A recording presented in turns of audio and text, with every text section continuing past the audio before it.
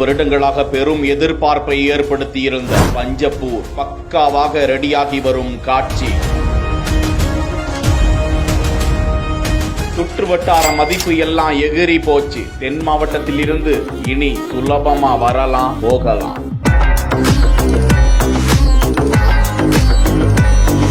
சிட்டிக்குள்ள டிராபிக் வெகுவா குறையும். பஞ்சப்பூரை சுத்தி இனி பஞ்சமே இருக்காது.